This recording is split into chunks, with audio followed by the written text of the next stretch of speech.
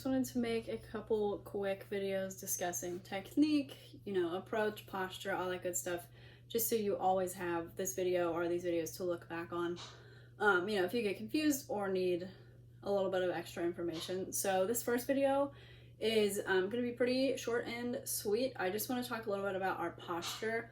And I'm sure if you've been in band or any type of music thing before, like orchestra or choir, you know that, posture plays a big role in what we do. And if we don't use proper posture, like for example, if you're playing a wind instrument, and you hunch over and you're trying to play whatever instrument you're playing, your air is going to be not as full, and you're not going to get as full of a breath as you would if you were using proper posture. So just as a baseline, that's, one thing that we really need to keep in mind. When we're doing warm-ups, really even when we're moving equipment too, it's really bad for you if you're pushing instruments or lifting things inappropriately, and we can talk about that a little bit more as we get into the nitty-gritty of actual rehearsals at MASH. So the first and foremost thing with posture, like I just said, is we need to keep our shoulders back. They don't need to be, like super crazy or anything, but they just need to be relaxed and not tensed up, but not super far forward or back, just kind of relaxed naturally. But you do have to make sure that with your back that you're not hunching over this way and you're not overdoing it this way, because if you start to build these bad habits of improper posture, they're definitely going to continue. So just make sure your shoulders are back and, as relaxed as they can be. You can roll them backwards a few times if you need to. When you're about to play or tap out or do anything. That just helps get some of the unnecessary tension out. And then with your back, you want to make sure that you are standing nice and tall. It's okay if we're sitting on the ground and we're, chopping out or going over a rhythm or something, that we're not, using this proper, perfect posture, but definitely it's something to keep in the back of your mind all the time, regardless of what instrument you're playing or what you're trying to get out of your practice session or a rehearsal. So going along with that, you can't really see my feet, but I'll give you a good explanation of it. So whenever we approach pretty much any instrument, the rack people, bass drum, gong is going to be a little bit different just because of the nature of the instrument. I don't have a bass drum and a gong here, but basically I'll just go over that really quick for people that might not know. Whenever we play the bass drum, we tend to have a hand on, if this is my imaginary bass drum, we have a hand on the bass drum, and then our other hand, hits the bottom part of the head. And same concept here. We don't want to hunch over or do any type of weirdness to our body that could potentially hurt it. And then gong is a little bit different because we usually hit it from this way, especially if we're hitting both a bass drum and a gong. We'll see that a lot for our rack players. But just in general for the rack, the synths, all of our keyboard, mallet players, anything else you might find yourself doing in the pit, we just want to keep that good posture. And like I said, some things might differ a little bit.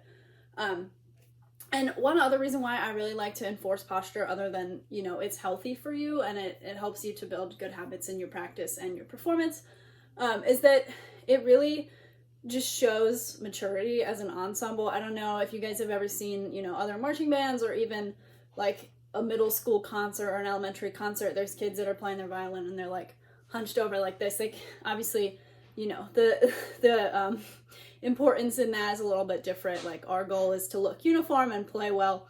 The third graders are just trying to figure out how to play the A string, so it's a little bit different of a situation, but the same concept. If you've ever seen another marching band or even another front ensemble, even that, they play, I have a marimba here, but you can't see it. If they're playing and they're like super hunched over, doing anything of that sort, that doesn't really send the best message in terms of communicating as an ensemble and just like communicating to the audience that you're engaged in what you're doing. So those are just some reasons why posture is really important. In terms of being like distances away from the instrument, it's really going to differ for everyone. But what I have here, I like to think that if I'm up against my instrument and I take about a foot back, maybe a little bit less, like 9 inches, that's about where I want to be at. Ultimately, at the end of the day, you want to be comfortable enough reaching to your accidentals and back to your naturals that, one, your arms and elbows aren't behind your body, but you also don't want it to like reach like this. You don't want it to be too far away. So just finding that happy medium. And it's obviously we can move when we play because we're not going to stay in one spot all the time when we play, but just like finding that sweet spot for you is something that you'll figure out as we go through the season. Yeah, I think that is about it in terms of posture. So just a quick review. We got our shoulders relaxed and back.